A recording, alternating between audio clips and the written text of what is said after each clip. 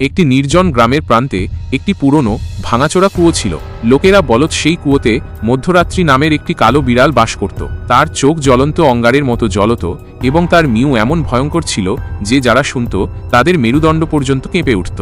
শোনা যেত যে মধ্যরাত্রি শুধু একটি বিড়াল নয়, বরং একজন ডাইনির আত্মা ছিল যে অভিশাপের কারণে একটি বিড়ালের রূপে আটকে ছিল। যে কেউ মধ্যরাত্রিকে দেখত তাকে পরের দিন গ্রামের বাইরে কুয়োর কাছে মৃত অবস্থায় পাওয়া যেত।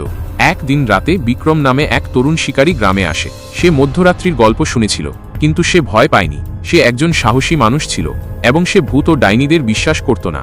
সেই রাতে বিক্রম কুয়োর কাছে যায়। চাঁদের আলোতে সে মধ্যরাত্রিকে দেখতে পায়। বিড়ালটি বসেছিল, তার চোখ বিক্রমের দিকে তাকিয়েছিল।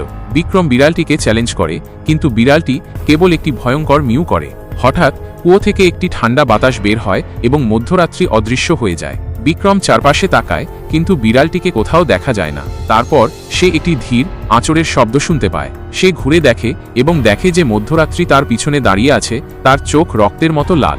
বিক্রম পালানোর চেষ্টা করে, কিন্তু মধ্যরাত্রি দ্রুত ছিল। বিড়ালটি লাফ দেয় এবং বিক্রম তার ধারালো ঠান্ডা থাবা অনুভব করে। পরের দিন সকালে বিক্রমকে কুয়োর কাছে মৃত অবস্থায় পাওয়া যায়। তার চোখ খোলা ছিল, সেগুলোতে ভয়ঙ্কর আতঙ্কের ছাপ ছিল।